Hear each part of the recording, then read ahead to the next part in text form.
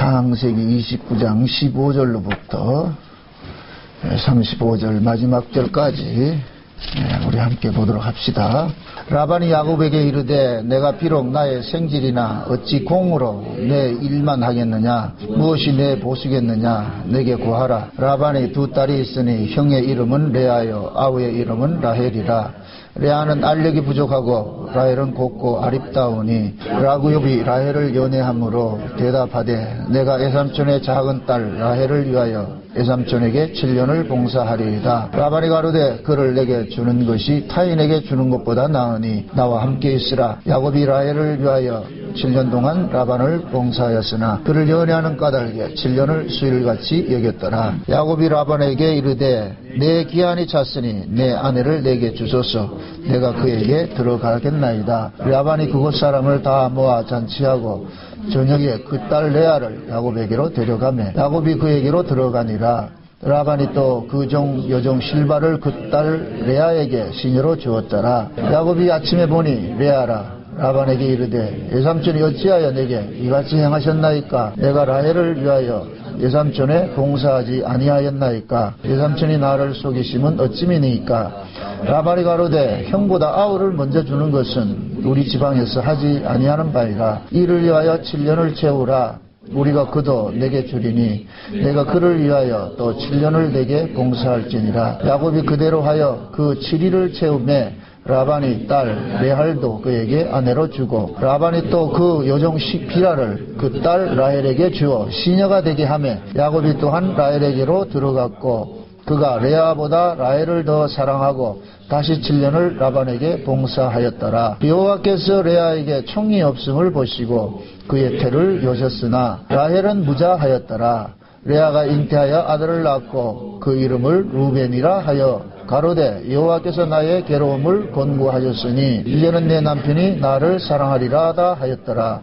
그가 다시 잉태하여 아들을 낳고 가로되 여호와께서 나의 총이 없음을 들으셨으므로 내게 이도 주셨도다 하고 그 이름을 시몬이라 하였으며 그가 또 잉태하여 아들을 낳고 가로되 내가 그에게 새 아들을 낳았으니 내 남편이 지금보다 나와 연합하리로다 하고 그 이름을 레이라 하였으며 그가 또 잉태하여 아들을 낳고 가로되 내가 이제는 여호와를 찬송하리로다 하고 이로 인하여 그가 그 이름을 유다라 하였고 그의 생산이 멈추었더라. 아멘. 하나님의 말씀은 우리 인간들에게 살아가는 삶의 지침서도 아니고 하나님의 말씀을 가지고서 우리 인간들이 어떤 병을 고치거나 기적을 행하거나 하는 그러한 것들도 설명하기자 이 성경이 있는 것이 아닙니다. 하나님께서 우리에게 성경을 주신 것은 그 성경을 통하여서 하나님께서 어떤 일을 하셨는가 자기 백성들에게 고지를 하는 거예요. 알려주는 일이란 말이죠. 그러니까 먼저 하나님께서 일을 하시고 그 일한 것들을 우리에게 설명을 하는 거예요. 내가 이런 일을 했거든. 내가 이런 일을 했어. 그러니까 쉬운 말로 내가 이런 일을 했으니까 너희도 좀 알아 주란 말이죠. 그래서 우리가 감사하고 찬송하는 게 뭡니까? 하나님께서 하신 일에 대해서 우리가 뭐 하는 거예요? 그것을 깨닫고 보답하는 거잖아요. 아, 하나님 감사합니다. 고맙습니다. 그래서 신앙은 날마다 뭐냐면은 하나님의 그 은혜를 깊이 깨달아는 것에서 나타나요. 그래서 여러분들이 전국적으로 끝에 가가지고는 아무것도 없고, 여러분들 주변에 아무 사람도 없고, 여러분들의 삶이 모든 것이 다 떠난다 할지라도, 그 속에서 진짜 그리스도 한 분 때문에, 하나님께서 나를 지금까지 이렇게 다스려 왔고, 간섭해 오셨구나 하는 그것으로 감사할 수 있어야 된다는 얘기입니다. 그래서 우리가 이 야곱의 일생을, 야곱의 이 창세기를 통해서 야곱에 대해서 쭉 살펴보고 있습니다만은, 이 야곱은 자기가 원해서 이런 삶을 살아간 것이 아닙니다. 야곱이 장자의 축복을 받은 것도 그가 받고 싶어서가 아니라, 어머니 리브가가 그 야곱에게 장자의 복을 받을 수 있는 모든 것들을 여건을 마련해 주시고 리브가의 그 인도한 따라서 야곱이 장자의 복을 받았습니다. 복을 받고 그 장자의 복을 받았는데 야곱의 생각과는 반대로 현상이 나타났어요. 그래서 야곱은 아버지의 장자의 복을 받으면은 아버지의 유업을 받을 것이라 생각을 했는데 도리어 집에서 쫓겨나는 그런 일들을 당하더란 말이죠. 그래서 이삭이 장자의 축복을 하고 나서 야곱에게 장자의 축복을 하고 나서 야곱을 집에서 내보낼 때 왜 내보내느냐? 너는 이 땅에서 아내를 얻지 말고 너희 조상의 집으로 가서 아내를 얻으라. 그래서 결국 뭐냐, 이삭은 야곱을 네 신부 찾으러 보낸 거예요. 신부 찾으러. 그건 마치 뭐와 같으냐, 하나님께서 그 아들 예수 그리스도를 이 땅에 보낸 것은 자기 신부 찾으라고 보낸 거예요.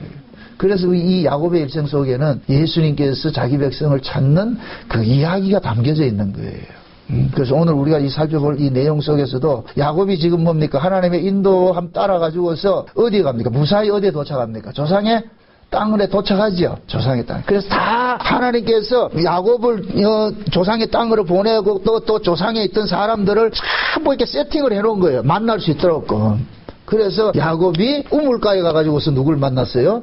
라헬을 만났잖아요. 그죠? 라헬을 만나가지고서 그 라헬을 만나가지고서 그 야곱이 자기 신분을 밝힙니다. 내가 사실 이러이러한 사람이다. 그러니까 그 소리를 듣고서 떡 뭡니까? 아버지한테 가고 했더니까 아버지가 버선발로 들고 나와가지고 외삼촌이 어떻게 합니까? 반갑게 맞이하잖아요. 그래서 야곱이 이제 그 외삼촌 라반의 집에 가가지고 있으니까 라반이 하는 소리가 그런 거예요. 오늘 본문 15절을 보니까 라반이 야곱에게 이르되 내가 비록 나의 생질이나 어찌 공으로 내 일만 하겠느냐, 무엇으로 내 보수하겠느냐, 내게 구하라. 그 야곱이 지금 그러는 거예요. 라반이 그러는 거예요. 야, 네가 아무리 내 골육이고 내 친척이지만은, 일가 친척이지만은 여기서 그냥 공짜로 살 수는 없지 않느냐. 그러니까 네가 어떻게 했으면 좋겠느냐, 한번 내게 이야기해라. 그러니까 라헬이 그러는 거예요. 삼촌의 둘째 딸이 있는데 그 라헬을 내가 첫눈에 반했습니다. 그러니까 그 라헬을 내 아내로 맞이하고 싶은데 그거 어떻게 해야 되겠습니까? 그러니까 7년을 뭐 하라? 내가 종로로 하겠습니다. 애삼촌 집에 그 종로로 돼가지고 애삼촌 집에 이 가산을 많이 불려주겠습니다. 그렇게 이야기를 했단 말이죠. 이런 이야기들이 그냥 야곱이 가가지고서 어디 안에 얻었다 이 개념으로 보면 안 된단 말이죠. 야곱을 누구로 보라? 예수 그리스도를 보라 그랬어요. 예수 그리스도를 보라 그랬어요. 그러니까 예수 그리스도가 이 땅에 오셔가지고서 자기 안에 얻는 것이 뭡니까? 성경 이야기야, 성경 이야기. 성경이 그 이야기를 해주고 있는 거예요. 근데 그 야곱이 찾아간 그 라반의 집에 가니까 두 딸이 있단 말이에요. 두 딸이 있는데 큰 딸은 레아고 둘째 딸은 라헬인 거예요. 근데 야곱의 눈에 누가 마음에 들었어요? 둘째 딸이 마음에 들었죠. 둘째 딸이 마음에 들었단 말이죠. 그래가지고서 야곱이 둘째 딸을 연애하는 마음으로 해가지고서 7년 동안 뭐 합니까? 종로도 하잖아요. 종로로. 그래서 7년이 다 마치고 나가지고서 그 외삼촌 라반이 이제 둘이 이제 혼인을 시킵니다. 혼인을 시키는데 자, 참 재미있는 것이 혼인을 딱 하고 나가지고서 밤에 잠자리를 하고서 그 이튿날 딱 보니까 야곱은 누구를 사랑했는데? 라헬을 사랑했는데 외삼촌은 누구를 족부리는 거예요? 레아를 주더란 말이죠. 이건 막장 드라마가 아니에요, 이게. 레아를 주더란 말이에요. 그럼 상식적으로 생각해 보세요. 야곱이 7년 동안 라헬을 연애를 했을 것 같으면 라헬인지 레아인지 모르겠어요? 숨소리만 들어도 알지. 냄새만 맡아도 알지, 이게. 레아인지 라헬인지 그건 모르겠냐 말이죠. 요 사건이 야곱이 아버지한테 장자권을 받을 때 사건과 똑같은 사건이잖아요. 그죠? 야곱이 아버지 이삭한테 장자권 축복받으러 들어갈 때 이삭이 뭐라 그래요? 야, 네 목소리는 야곱인데 네 옷은 누구 옷이다? 에서의 옷을 입었다. 그래가지고 이삭은 야곱인지 뻔히 알면서도 에서의 옷을 입고 그 장자의 옷의 향취를 맡고서 뭐 했다 그랬어요? 축복했다 그랬잖아요. 그러니까 이삭은 야곱을 축복한 것이 아니고 누구를 축복했다? 장자를 축복한 거예요. 장자. 에서를 축복한 것이 아니고 장자를 축복을 했다니까. 장자. 야곱이 장자의 옷을 입고 왔단 말이에요. 그 옷의 향취를 맡고서 축복을 했단 말이죠. 이삭이 그게 야곱인지 에서인지 모르겠어요? 그거 다 알아요. 알면서도 뭐 합니까? 그러한 일들이 발생된 것이 곧 뭐냐? 하나님께서 이 일을 발생시켰다는 것을 보여주는 거예요. 보여주는 거.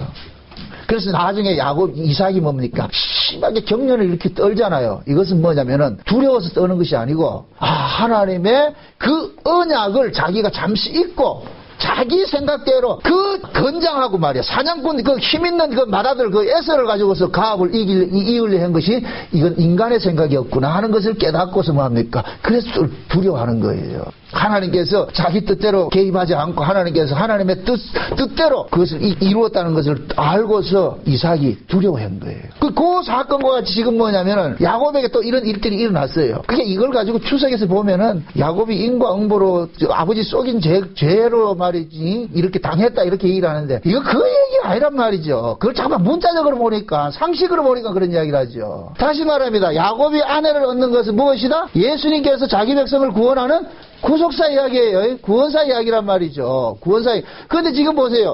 아버지 이삭이 장자의 복을 받은 그 야곱을 누구의 땅으로 보내요? 조상의 땅으로 보내죠. 그럼 그 조상의 땅에 가니까 누가 있는 거예요? 야곱의 아내 될 자들 있죠. 친부가 있잖아요. 그러면 그것을 지금식으로 이야기를 합니다. 예수님께서 이 땅에 오셨는데 예수님께서 이 땅에 오셔가지고서 누구를 찾느냐면은 조상의 집에서 나온 딸을 찾는 거예요. 자기 신부를 찾는단 말. 그러면은 신자들은 어디에서 나온 자들이냐면은 창세전 언약의 근거로 해가지고 신자들이 나아진 자들이기 때문에 그러니까 우리는 뭐 예수님께서 오셔가지고 아무나 찾는 것이 아니고 누구를 찾느냐? 창세전의 어린 양의 생명책에 농명된 자들만 찾는 거예요.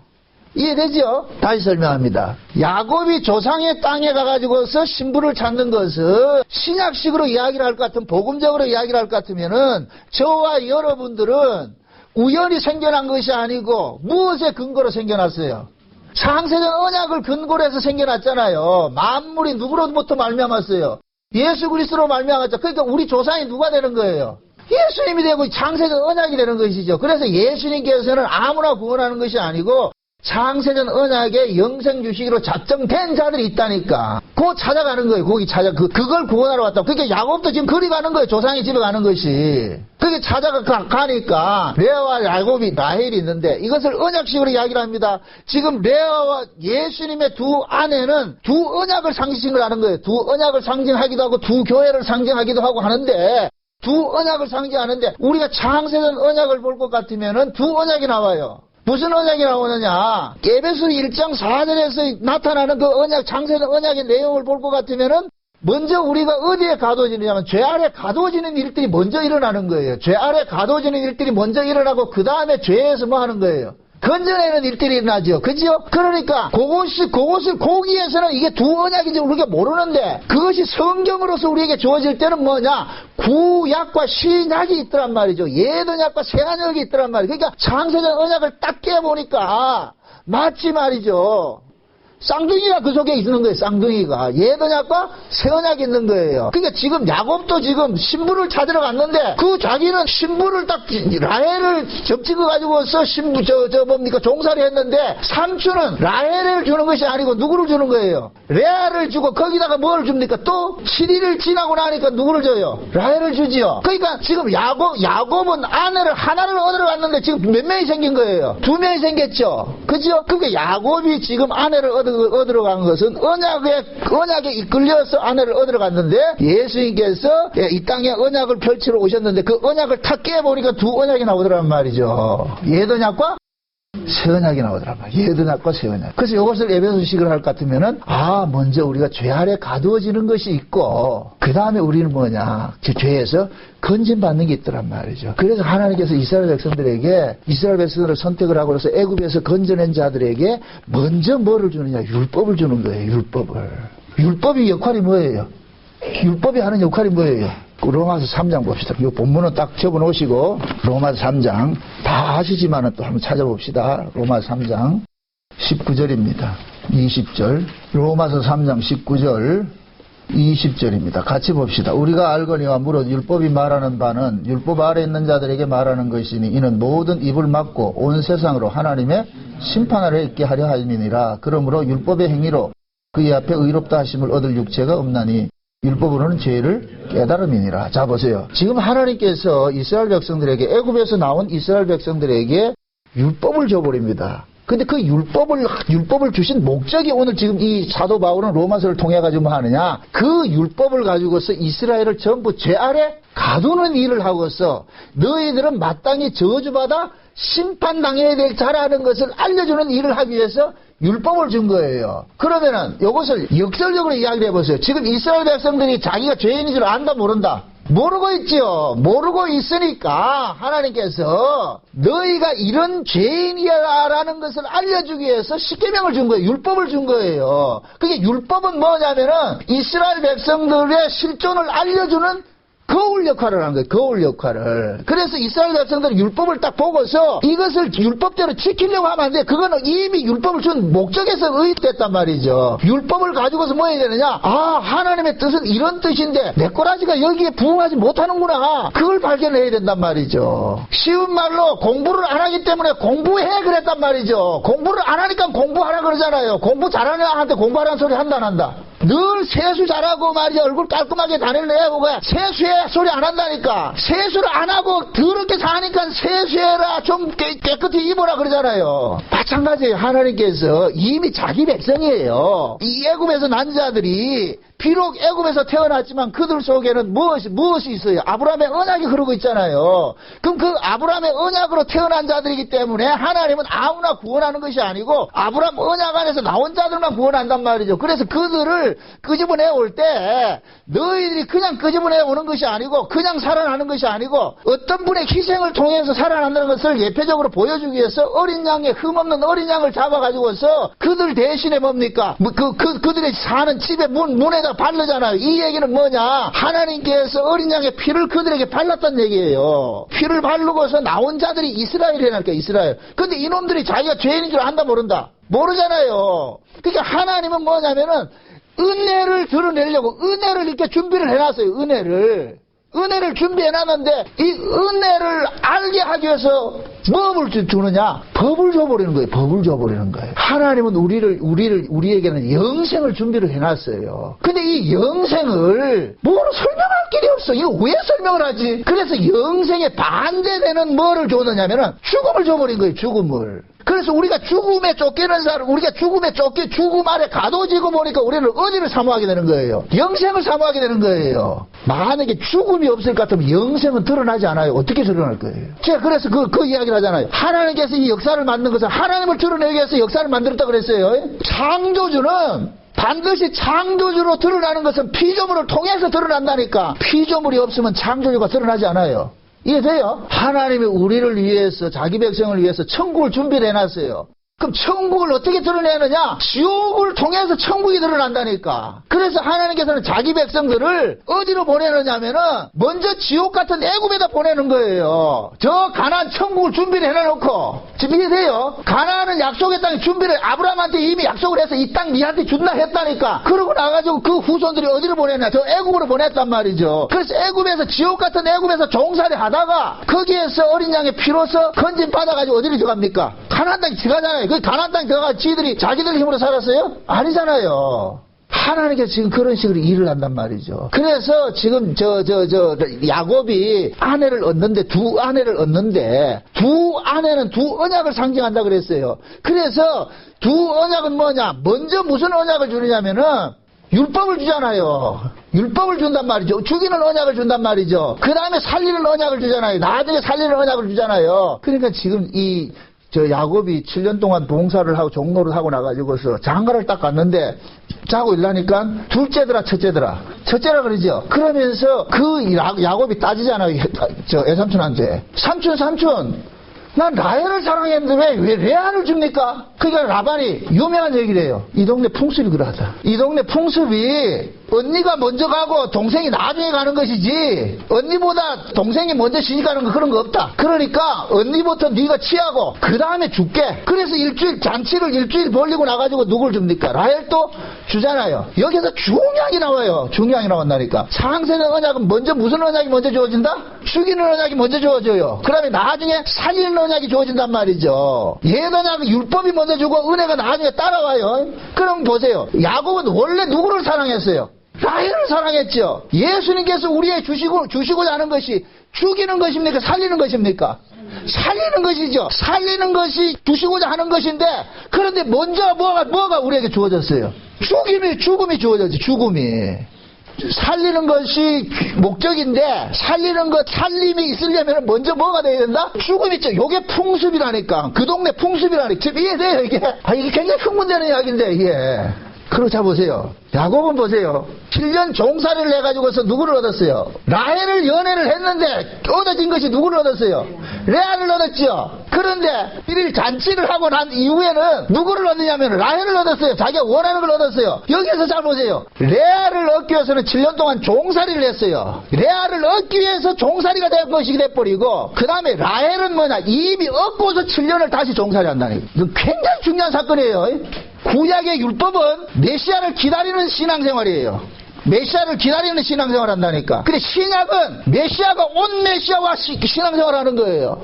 지금 이해돼요? 레아는 뭐냐? 야곱이 7년 동안 얻기 위해서 쫓아간 거예요. 우리가 이건 율법적으로 하는 거와 똑같은 거예요. 율법적으로 우리 신앙생활 할 때는 얻으려고 하는 거예요. 얻으려고. 그래서 구약의 이스라엘 백성들이 예수님께서 오셨을 때 그 예수님 앞에 구약을 대표해서 나타난 사람이 율법사 청년이 나타나가지고서 예수님에게 묻잖아요. 내가 어떻게 하면 영생을 얻겠습니까? 요것은 다시 말해서 영생을 얻기 위해서 그들은 경주해 왔어요. 요게 종노릇이라니까, 종노릇. 그래서 율법신앙은 계속해서 뭐 하냐, 뭐를 얻고자 하는 신앙으로 나타나는 거, 이게 종로로 한다니까. 그게 먼저 우리에게 주어진다니까. 신앙의 수순이 있어. 신앙의 수순이 먼저 우리에게 뭐냐, 율법신앙이 주어져요. 그 다음에 율법신앙이 지나고 난 다음에 뭐냐, 예수님께서 직접 우리에게 오셔가지고서 마치 야곱이 후 7년, 두 번째 7년은 뭐냐, 라헬을 얻고 나서 뭐 하느냐, 7년을 종살이 한단 말이죠. 그럼 한번 보세요. 레아는 약속음을 받았는데 라헬은 뭘로 받은 거예요?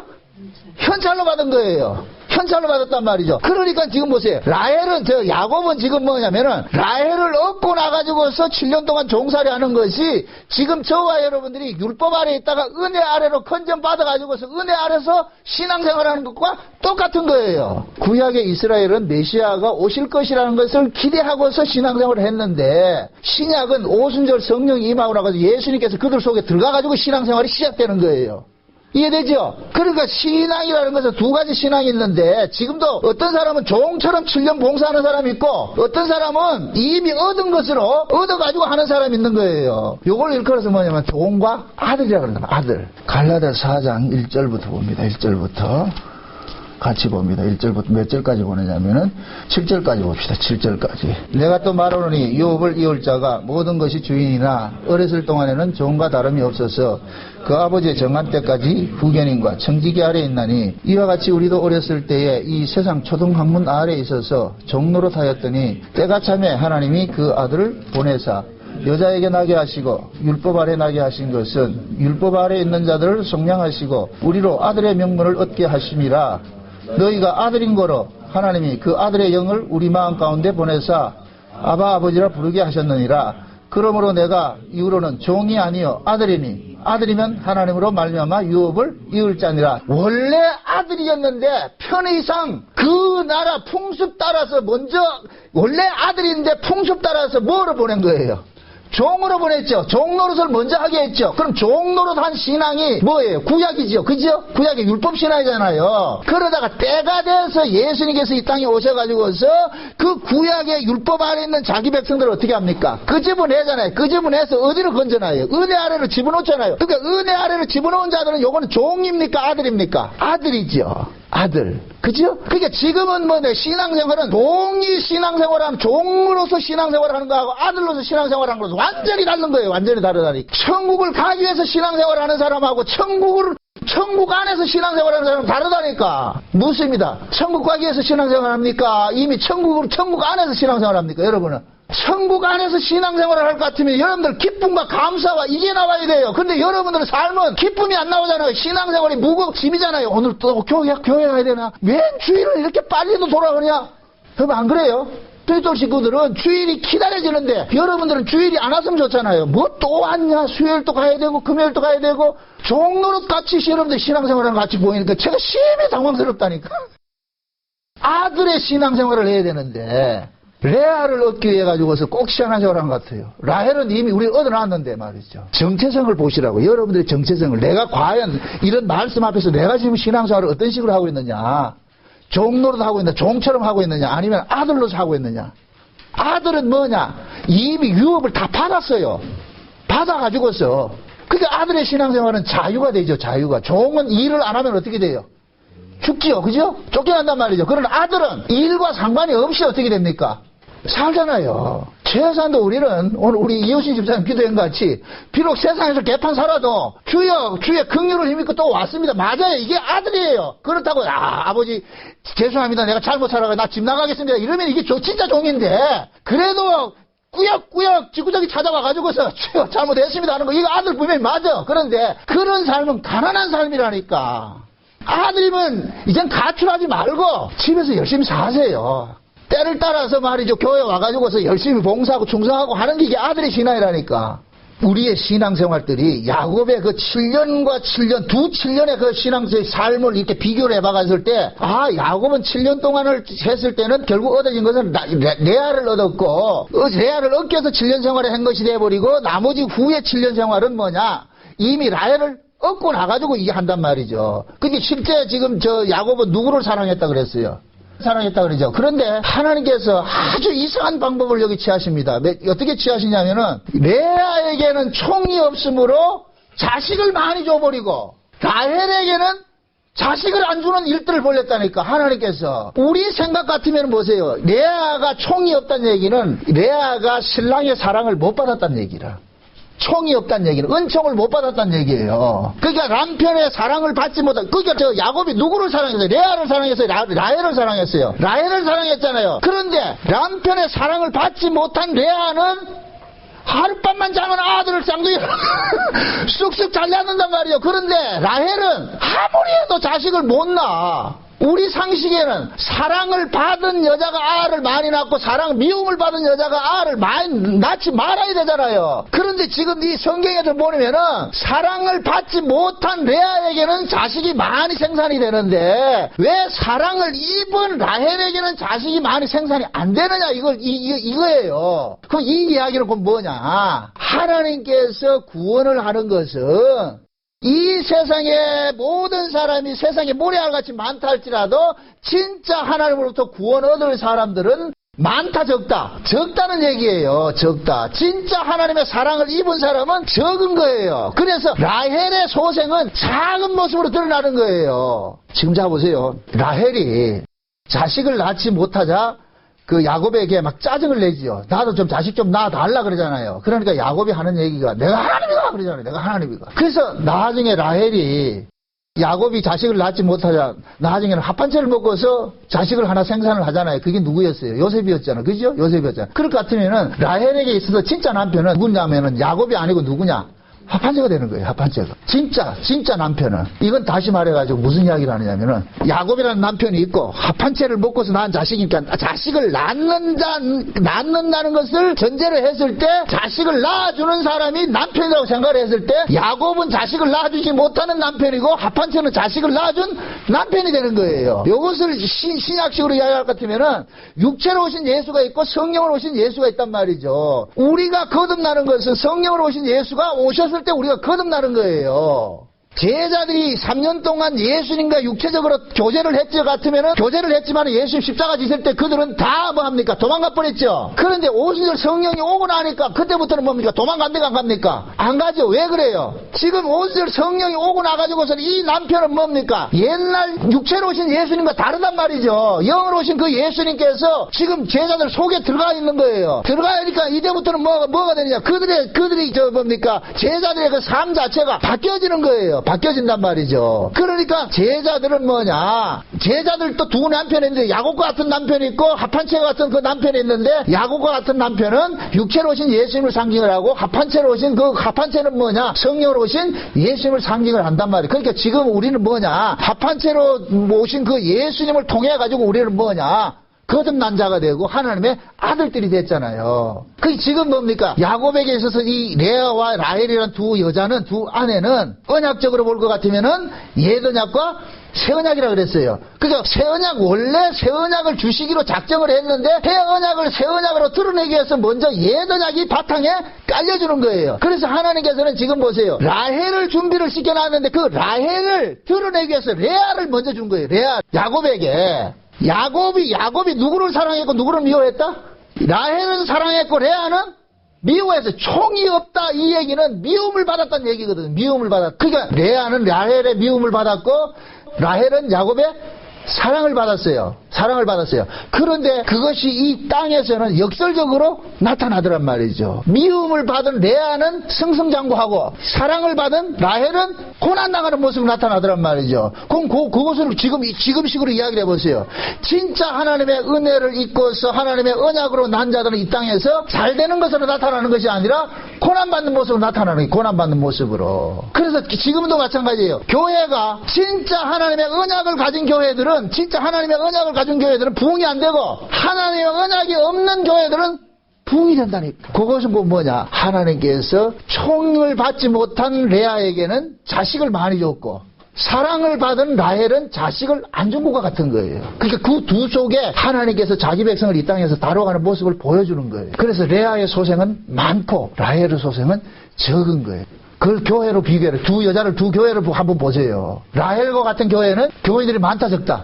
적지요. 근데 그 적은 무리들이 곧 누구냐? 사랑을 입은 자들이란 말이에요. 사랑을 입은 자. 여러분들 보세요. 우리가 저 사극 같은 데 볼 것 같으면은 왕이 후궁들을 많이 들고 많이 두잖아요. 그런데 왕이 그 자식을 이렇게 사랑하는 것은 진짜 자기가 사랑하는 여자가 낳은 자식을 우리가 사랑하잖아요. 그러듯이 예수님도 마찬가지예요. 율법 교회가 있고 은혜 교회가 있어요. 레아 교회가 있고 라헬과 같은 교회가 있는 거예요.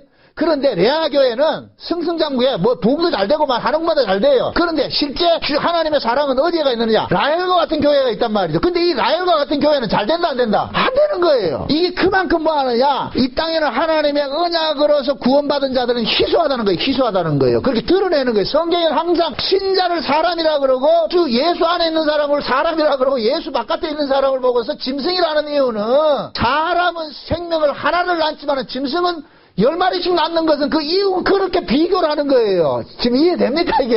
그러니까 레아와 라헬이 그 율법교회와 은혜교회라는 것이 두 가지 그 이름 속에서 드러나거든요. 레아라는 이름이 뭐냐면 이름이 갖고 있는 그 뜻이 뭐냐면은 몹시 지치다 슬프다 뜻이에요. 그 레아라는 이름이 그렇다니까. 그러니까 레아의 교회에서 신앙생활을 하는 사람은 이것을 레아는 뭐를 상징한다 그랬어요?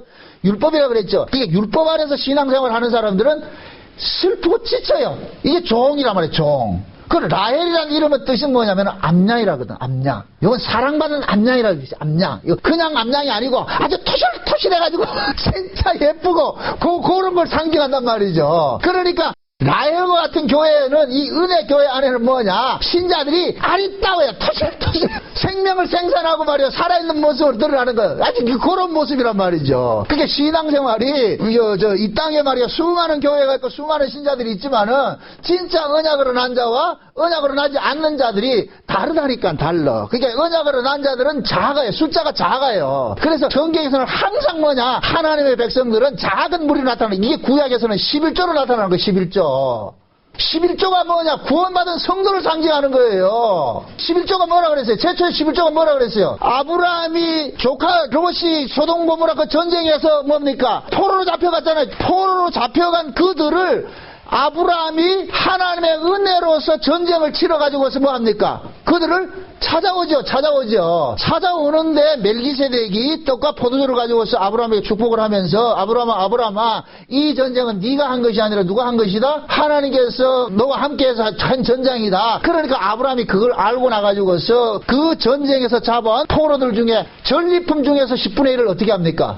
드리죠. 전리품 중에서, 그죠? 전리품. 그게 11조는 곧 뭐냐? 전리품인 거예요. 전쟁에서 되찾아온 전리품인 거예요. 그럼 그것을 신약식으로 얘기를 할 것 같으면은 예수님께서 이 땅에 오셔가지고 전쟁을 치렀는데 그 마귀와의 전쟁에서 전쟁을 이기고 나가지고서 그 마귀에게 사로잡혀 있는 자기 백성들을 끄집어냈잖아요. 그 자기 백성들을 누구에게 드리느냐? 아버지께 드리는 거예요. 이게 11조라니까, 11조. 그래서 신약의 신자는 예수님께서 십자가의 그 핏부림의 그 전쟁을 통하여서 생겨진 자들이거든요. 그러니까 진짜 11조 성도들 속에서는 뭐가 늘 넘치 여기에 뿌려져 있느냐면 예수님의 십자가에 핏부림이 있는 거예요. 마치 애굽에서 나온 자들이 어린 양의 핏부림으로 나왔듯이 신약에서도 진짜 신자들에게는 뭐가 있느냐? 예수님의 피 흘리심의 증거를 가지고 있는 거예요. 그러니까 이 피 흘리심의 증거를 가지고 있는 사람들은 계속해서 무엇을 증거하느냐? 내가 사는 것은 내가 사는 것이 아니라 내 안에 누가 산다?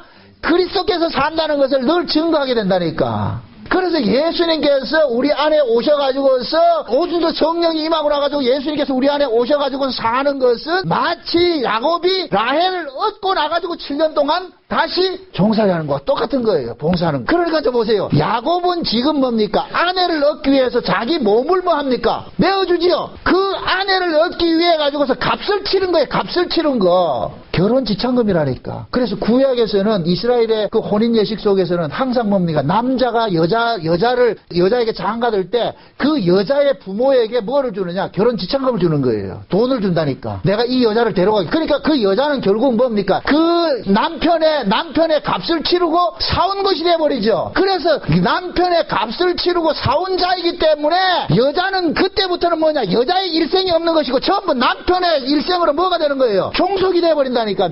요 종속되는 삶을 사라가 아브라함에게 내 주여 이런 모습으로 나타나는 거예요. 우리 신자들이 신분적으로는 예수님의 신부가 맞아요. 그런데 우리가 예수님을 남편이라 부르는 것이 아니고 주라고 부른다니까. 왜 그래요?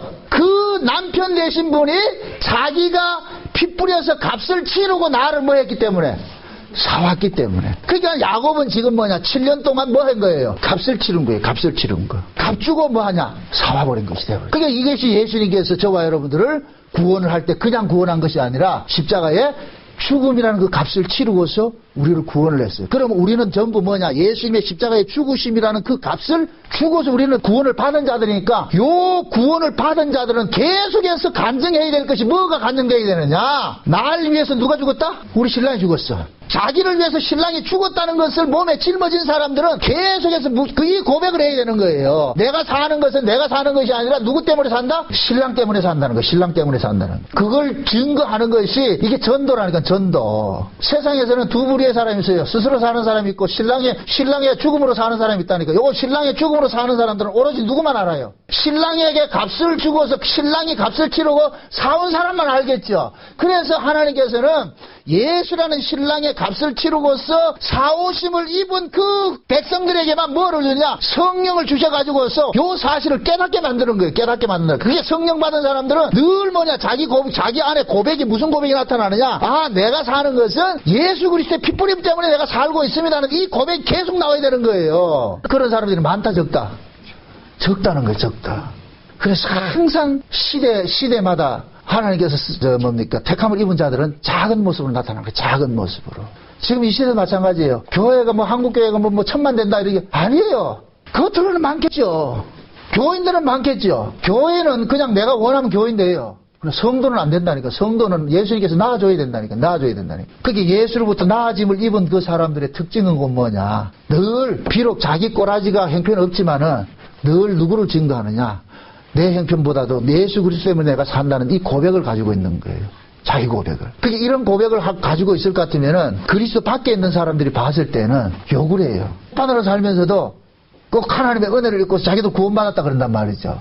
그러니까 그 사람들이 용납이 안 되는 거예요. 그냥 신자는 그게 있단 말이죠. 비록 내가 개판으로 살아야 된다는 얘기가 아니고 내가 비록 형편이 없다 할지라도 내 형편과 상관이 없이 무엇을 했느냐? 하나님의 은혜로 구원받았다는 이 사실을 안다니까. 예수님의 핏부림 때문에 구원받았다는 이 사실을 안다니까. 그래서 하나님의 야곱이 지금 이 두 아내를 통해 가지고 낳은 자식들이 있어요. 낳은 자식들이 있는데 실제 야곱에게 있어서 정실 부인은 누구냐면은 라헬이에요. 라헬. 그렇잖아요. 그죠?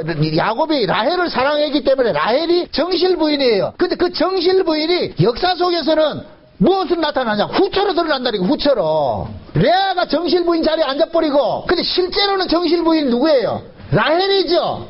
라헬. 그러니까 역사 속에서는 항상 뭐가 되느냐? 가짜 교회가 먼저 드러나고 진짜 교회는 나중에 드러난다니까. 근데 진짜 교회는 누구예요? 진짜 교회가 정실부인인데 야곱의 정실부인이 누구예요? 라헬이잖아요. 왜? 야곱이 라헬을 사랑했으니까. 그런데 대적으로 역사 속에서는 누가 정실부인 자리를 차지하고 있어요? 레아가 차지하고 있죠. 그죠? 근데 야곱이 나중에 비록 레아가 정실부인 자리에 차지하고 있더라도 그런데 야곱은 라헬로부터 낳아진 그 자식을 뭐 하느냐? 적장자로 두는 거예요. 적통을 둔단 말이죠. 그래서 그 야곱이 낳은 그 자식이 누구의 계보에 올립니까? 자기 계보에 오르잖아요. 그럼 라헬이 난 자식이 누구예요? 합한 채를 먹고 난 누구예요? 요셉이죠, 요셉. 그래서 요셉이 야곱의 약전에 올라가는 거예요. 나머지 레아의 저 소생들은 그 올라가지 않고, 그러면 레아의 소생들은 왜 필요하냐? 라헬의 소생인 요셉을 드러내기 위해서 필요한 거예요. 지금 이해돼요? 가짜는 반드시 필요해요. 왜 그러냐? 진짜를 드러내기 위해서 필요하다니까. 지금 이 시대도 마찬가지예요. 진짜 복음을 전하는 교회가 있어야 하기 위해서 복음 없는 교회들이 우죽순으로 깔려 있어야 된다니까. 지금 이해돼요? 하나님께서는 반드시 보세요. 관심사가 어디에 있느냐? 진짜 정실부인인 라헬의 후손에게 있는데 실제 나타난 것은 어떻게 나타났냐? 레아라는 그 여자가 자기가 정실부인 자리를 딱 차지해가지고서 그러고 나가지고서 자식을 많이 낳는단 말이에요. 근데 야곱은 그 자식을 원치 않는 거예요. 거기에는 뭐가 없기 때문에? 약속이 없기 때문에, 언약이 없기 때문에. 그래서 하나님께서는 지금도 마찬가지예요. 수많은 교회가 있다 할지라도 그 수많은 교회 중에 라헬과 같이 진짜 예수님의 정실 부인되는 그런 교회들이 있는데 이 교회가 지금 역사 속에서는 어떤 모습으로 있다? 아주 추한 모습으로 있겠죠. 못난 모습으로 있겠죠. 가련한 모습으로 있겠죠. 그 가련한 모습으로 있는 그들 속에 누가 있느냐면은 예수님께서 사랑을 입은 자들이 있는 거예요. 그래서 이 땅에서는 가짜 교회들은 항상 뭐냐? 화려하게 드러난다. 화려하게. 진짜 교회는 뭐냐? 볼품없단 말이야. 볼품. 그러니까 인간들은 뭐냐? 육적인 안목을 가지고 있는 사람들 같으면은 하나님의 언약을 소유한 그런 교회들은 별 볼 일 없이 보여지는 거예요. 그냥 그들을 뭐냐? 무시해버린다니. 그 무시당하는 그들을 가지고서 하나님께서 마지막 역사를 뭐하냐? 휘날리를 장식한다니. 사대교회 이렇게 이야기를 하면서 금요일날 사대교회 얘기하면서 너무 내가 이 사대교회를 지금 글을 쓰면서 이렇게 준비를 하다가 깜짝 놀란 사건을 내가 발견해가지고서 내가 너무 흥분이 돼가지고 요번 지난 금요일에 그 못 들으신 분이 있어요. 우리 저 미국의 모퉁이돌 친구들을 해가지고 내가 잠깐 설명을 합니다. 지금 보세요. 하나님께서는 이 예수님께서 이 땅에 오시고 나가지고서 부활하고 승천하셨어요. 승천을 하셨는데 하나님은 이 땅의 역사를 반드시 뭐 하냐? 이 역사 자체가 하나님의 언약을 드러내기 위해서 이 역사가 만들어졌기 때문에 그 역사 속에 하나님의 언약을 보여주는 민족이 있어요. 그 민족이 구약에서는 이스라엘로 나타나고 신약에서는 교회로 나타나는 거예요. 교회로. 그래서 구약의 역사는 이스라엘의 역사와 동반이 되어 오는 거예요. 그런데 신약은 뭐냐? 교회의 역사로 시작이 된단 말이에요. 교회의 역사로 시작이 돼 교회의 역사로 끝이 나요. 근데 그 교회가 아시아의 일곱 교회가 나오는데 그 아시아의 일곱 교회가 모두가 뭐냐? 신약의 예수님의 초림부터 예수님의 재림까지 전 역사를 아우르는 것이 아시아 일곱 교회에 담겨져 있단 말이죠. 그래서 그 아시아 일곱 교회는 하나님께서 이 역사를 어떻게 다스려가는가를 그 교회를 통해서 계시를 해주고 있어요. 그래서 요한계시록이 써질 당시에 그 교회는 뭐냐? 에베소 교회로 드러나는 거예요. 에베소 교회로. 그래서 우리가 아시아 일곱 교회를 볼 때 제일 먼저 나타난 교회가 무슨 교회예요? 에베소 교회죠. 에베소 교회부터 시작해가지고 그 다음에 서머나, 버가모, 두아디라, 그 다음에 사대, 빌라델비아, 라오디게아 이렇게 나온단 말이죠. 요것을 이렇게 생각하란 말이죠. 이거 좀 역사를 한번 보세요. 역사. 예수님께서 초림으로 오셨고 여기가 재림이란 말이에요. 재림일 같으면은 이 아시아 일곱 교회가 이 전 역사를 아우르고 있다 그랬어요. 아우르고 있으니까 이 전 역사가 곧 뭐냐? 이것을 일곱 교회로 표현을 하는 거예요. 표현을 한단 말이에요. 일곱 교회로. 그러면은 예수님께서 초림으로 오셨을 때 그 모습이 무슨 교회의 모습이 나타나냐? 에베소 교회의 모습이 나타나는 거예요. 에베소 교회. 그 다음에 이 역사가 진행되는 그 과정 속에서 그 다음에 서머나 교회, 그 다음에 버가모 교회, 두아디라 교회, 그 다음 뭐예요? 두아디라 교회, 그 다음에 사대 교회, 그 다음에 빌라델비아 교회, 그 다음에 라오디게아 교회. 이 교회의 시대를 보여주는 거예요. 그런데 성경 속에 볼 것 같으면은 에베소 교회만 뭔가 상세하게 나와 있고 나머지 서머나나 버거나 두아디라나 사대나 빌라델비아 라오디게아 교회는 성경 속에 자취가 없어. 왜 성경에 없는 교회들을 여기에다 투입을 시켜놨느냐면은 지금 사도 요한이 이 성경을 쓸 때는 현재 시점이 여기 있고 이 현재 시점에서 이 이후의 시기는 전부 뭐가 있느냐? 묵시에 속해 있는 묵시. 숨겨져 있는 시기란 말이죠.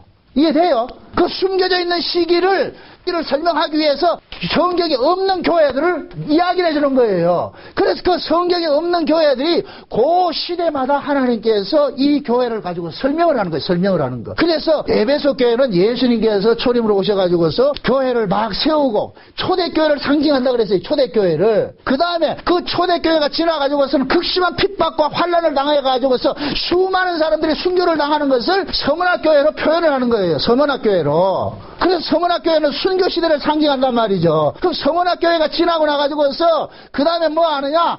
핍박이 심하다가 AD 313년에 콘스탄틴 대제가 기독교를 로마에 국교화하면서 그래서 핍박이 사라지고 이제부터는 기독교가 뭐하냐 로마 국교화가 된단 말이에요. 그래서 이 버가모 시대는 로마 국교 시대를 상징한다 그랬어요. 근데 로마의 국교가 되고 나가지고 이 기독교가 얼마나 타락하냐면 극심한 타락을 일어납니다. 그 극심한 타락이 일어나는 시대가 두아디라 교회. 그래서 지난 제 블로그에 두아디라까지 올라놨는데 이 두아디라 교회는 중세 암흑 시대라고 이야기를 한단 말이죠. 그럼 중세 암흑 시대에 끝이 나올 때 그때 하나님께서는 칼빈이나 루터나 이런 사람들을 일으켜가지고서 뭐 하느냐 종교개혁을 일으킨단 말이죠. 그 종교개혁을 일으키는 그 교회를 사대교회로 드러나는 거예요. 사대교회. 그러니까 하나님께서는 종교개혁에 맞는 모습으로 사대교회를 거기다 투입을 시켜놓은 거예요. 지금 이해돼요? 그래서 이 사대교회 속에서는 두 가지 의미가 있는데, 이 사대교회는 엄청난 부자도시예요, 부자도시였는데, 이 부자도시가 하룻밤에 망해, 하룻밤에. 이 사대 지역이라는 것은 산꼭대기 있는 동네예요. 산꼭대기 있는 동네. 그 산꼭대기 있는 동네라 가지고 외부에서 이 침공하기가 굉장히 어려워요. 그런데 이 사대가 두 번 침공을 나가는데 어떻게 침공을 나가느냐면은 그 철옹성 같은 그런 속에 절벽에 있는데 그 절벽 위에 세워진 그 동네인데 그 절벽으로서 군사들이 소수의 정예부대가 15명이 밤에 그 사대교회를 사대 지역을 뭡니까 침투해가지고서 그 도시를 함락시켜버린단 말이죠. 작은 무리가. 이것은 뭐를 상징하느냐면은 1300년 동안 이 두아디라 교회가 뭡니까 중세교회 암흑시대라 그랬잖아요. 로마가 국교가 돼가지고서 완전히 타락한 시대가 철옹성 같은 그런 시대였는데 그 당시에 하나님께서는 루터와 칼빈이나 즈빙글리나 이렇게 하는 그러한 종교개혁자들 작은 무리들을 가지고서 뭐 하느냐 그 두아디라 교회를 어떻게 합니까? 중세 암흑시대를 어떻게 합니까? 박살을 내버리죠. 깨뜨려버리죠. 그래서 사대교회를 볼 것 같으면은 그 사대 지역의 교회에 뭡니까? 몇 사람이 그들의 옷을 더럽히지 않는 몇 사람이 나타난다. 몇 사람이. 그 몇 사람이 그 뭐냐? 그 역사적으로 이 사대를 함락시킨 사람들을 지칭하는 거예요. 지금 이해돼요? 이게 뭐냐면은 하나님께서 중세 암흑시대 이 교회를 끝장을 낼 때 어떤 식으로 끝장을 내느냐면은 많은 사람이 일어나서 끝장 내는 게 아니에요. 지극히 작은 자들이 뭐 하느냐 일어나가지고서 하나님께서 그들을 통해가지고서 일을 한다니. 그래서 사대교회는 그 아시아 7교회 볼 때면 사대교회는 예수님께서 7별을 붙잡고 7영으로 나타난다니까. 예수님께서 7영과 7별을 붙잡고 그래서 종교개혁 시대에는 뭡니까? 예수님께서 칼빈이나 루터나 이런 사람들 뭐 합니까? 강력하게 꽉 붙잡아가지고 일을 한 거예요. 그래가지고서 그들을 뭐 합니까? 타락된 그 중세 암흑 시대를 어떻게 해요? 깨뜨려버리죠. 거기에서 나온 교회가 무슨 교회예요? 개신교잖아요. 개신교란 말이죠. 그런데 이 사대 역사가 그렇거든요. 사대 역사가 그렇게 철옹성 같은 이 나라가 한 번 뭡니까? 고레스왕에 의해 가지고서 점령을 당한단 말이에요. 점령을 당했어요. 점령을 당하고 난 다음에 그 다음에 또 한 200년이 흘러가 가지고서 또 다시 이 도시가 부흥을 맞아요. 부흥을 했는데 그때 또 다시 뭐 하냐? 저 셀루커스 왕조의 누구냐면은 안티오코스한테 또 뭐하냐?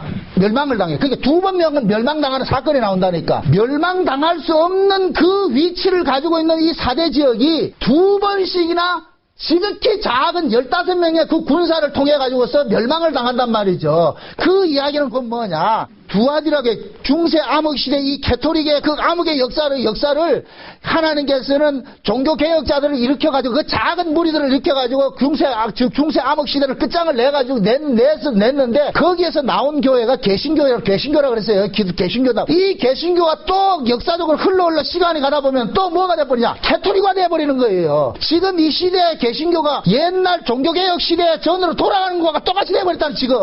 요로 한때에 또 하나님께서 작은 무리들을 뭐 하느냐? 숨겨놨다. 여들을 일컬어서 다시 개혁을 일으킨다니까. 다시 일어난다. 그럴 때 이 사대교회가 두 번 망하는 것 같이 이 시대 교회 역사도 뭐냐? 로마 가톨릭이 한 번 망하고 그 다음에 개신교도 한 번 망하는 일들이 일어난다니까. 지금 이 시대가 그럴 때라니까. 그럴 때. 그래서 제가 이 사대교회를 준비를 하면서 엄청 은혜를 받은 게 그거예요. 지금 이 시대 비밀이 엄청난 사건이 있구나. 그래서 하나님께서는 사대라는 요 지역을 가지고서 꼭 그 종교개혁을 일으키기 위해서 사대교회를 거기다 투입을 딱 시켜놓은 거예요. 만약에 사대 말고 다른 교회 이름을 넣을 수도 있잖아요. 근데 다른 걸 안 넣고 사대교회가 있었다 없었다? 성경 속에 있다 없다? 없었어요. 그런데 없는 그 교회를 4대 교회를 여기다 딱 넣어놓고서 종교개혁을 일으킨단 말이에요. 근데 이 4대라는 이름이 뭐냐면 남은 자라는 뜻이거든. 남은 자. 4대라는 이름이. 결국 뭐냐, 하나님께서는 어느 시대고 남은 자를 가지고서 뭐 한다? 일을 하는 거예요. 그 남은 자들이 많다 적다? 적어요. 제가 왜 설명드리냐. 레아의 소생은 하룻밤만 자면 쑥쑥 났는데 라헬은 나아진다 안 나아진다? 안 나아져요. 그런데 실제 하나님의 나라의 유업은 누구한테 넘어가는 거예요? 라헬이 낳은 요셉에게 넘어간다니까. 지금 그걸 설명하고 싶은 거예요. 항상 어느 시대고 진짜 하나님의 구원받은 자들은 작아요. 작다니까. 작은 자들이, 그 작은 자들이 비록 세상의 가치로 봤을 때는 별 볼 일 없고 무시당할 것 같지만은 무시당하는 그들이 결국 뭐냐, 하나님의 유업을 받을 자들이니까.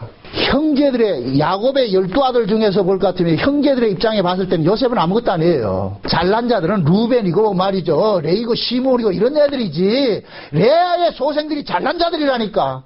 그런데 야곱은 그 레아의 소생 속에서 그 야곱의 유업을 주는 것이 아니라 라헬 속에서 난 요셉에게 주는 거예요. 줬다니까. 그러니까 요셉은 늘 뭡니까? 형제들한테 뭘 맞아요?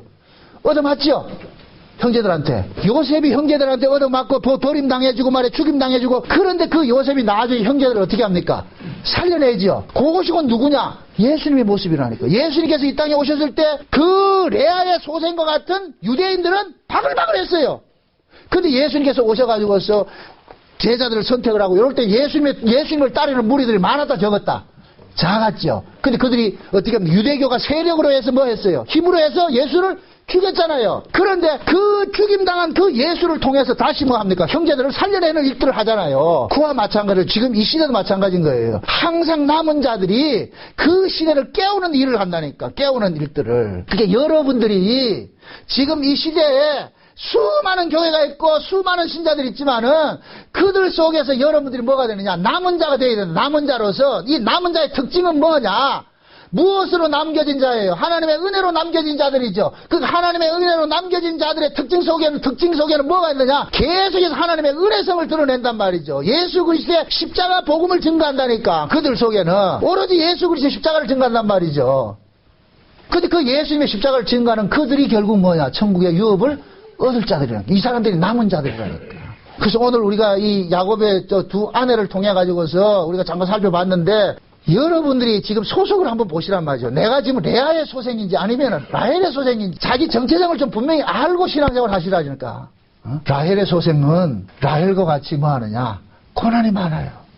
그래서 하나님께서는 이 땅에 라헬의 후손들에게는, 라헬의 소생과 같은 자들에게는 뭐하냐? 고난당하는 그런 구조 속으로 밀어넣는 거예요. 밀어넣는다. 그래서 이 땅에는 항상 언약의 후손들은 뭐 하느냐? 죽임당하고 버림당하고 무시당하고 그런 모습으로 있다니까. 그 여러분들이 비록 우리가 이렇게 초라하다 해가지고 낙심하지 말고, 여러분들이 가지고 있는, 여러분들 속에 가지고 있는 모시고 사는 그분이 뭐냐면은 진짜 이 세상을 멸망시키고 이 세상을 다시 한번 회복시키는 그 예수 그리스도가 여러분들 속에 담겨져 있다는 이 사실을 좀 믿으시란 말이죠. 좀 깨달으시란 말이죠. 여러분들이 가지고 있는 그 복음이 그냥 시시한 복음이 아니고 이 세상의 떡을 쫓아가고 세상의 부귀영화 쫓아가는 그런 것이 아니에요. 세상의 부귀영화는 허상이에요. 진짜 실상은 어디에 있느냐?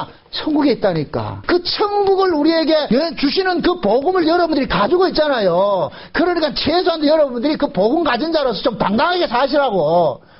세상 거 좀 없다고 해가지고 막 그거 주눅들지 말고. 이 세상은 모두가 지나가는 과정이에요. 그림자라니까. 실상은 어디 있느냐?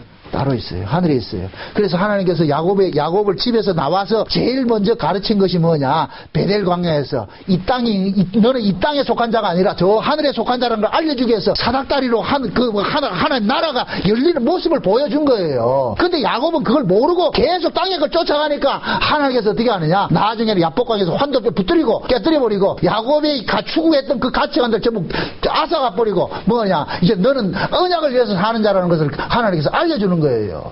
그러니까 저와 여러분들이 오늘 이 레아와 라헬을 통해 가지고서 우리가 얻어야 되는 이 교훈은 뭐냐? 하나님께서는 자기 백성들 뭐냐? 라헬과 같이 이 땅에 두셨는데 그 라헬들은 이 땅에서 어떤 모습으로 있느냐? 무자하는 모습으로, 고통당하는 모습으로, 고난당하는 모습으로, 그 모습으로 있다. 그러니까 우리가 이 복음을 인하여서 일부러 고난받으라는 얘기가 아니고 여러분들의 삶이 힘들고 어려워지는 이런 부분들은 어떤 면에 봤을 때는 언약을 받았기 때문에 여러분들의 인생이 여러분 뜻대로 안 풀리는 거예요. 여러분 뜻대로 안 풀리는 인생이 지극히 정상적인데 우리는 뭐냐? 왜 내 인생이 안 풀리냐고 우리는 늘 뭐하냐? 원망하잖아요. 그럼 오늘 이 말씀을 통해서 내 인생이 내 뜻대로 안 풀린 그 이유가 있었구나. 그럼 내 인생대로 풀리지 않는 이 이유는 뭐냐? 결국은 뭐냐? 나의 주인은 내가 아니고 예수님께서 나의 주인이 되셔서 나를 예수님의 삶으로 인도하기 때문에 내가 이 땅에서 내 뜻과 상관없는 모습으로 사라지는구나. 그걸 깨달으시고 비록 여러분 뜻대로 인생이 안 사라진다 할지라도 낙심하지 마시고 그 속에서 여러분들이 감사하며 사시기를 주의 이름으로 축원드립니다. 기도합시다. 아버지 하나님 감사합니다. 하나님의 은혜가 우리에게 넘침바 되어져서 레아와 라헬을 통하여서 이 시대에 우리 교회성을 보았습니다. 언약을 보았습니다. 하나님, 이 시간 증거되는 그런 내용들이 사랑하는 종들의 마음속에서 다시 한번 깨달아져서 그것이 잘 정리될 수 있는 은혜를 허락해 주옵시기를 원합니다. 그래야 해서 우리가 이 마지막 때 내가 어떤 존재인지 우리 정체성을 분명히 알고 남은 신앙생활을 잘 할 수 있도록 도와주시옵소서. 예수님의 이름으로 기도합나이다. 아멘.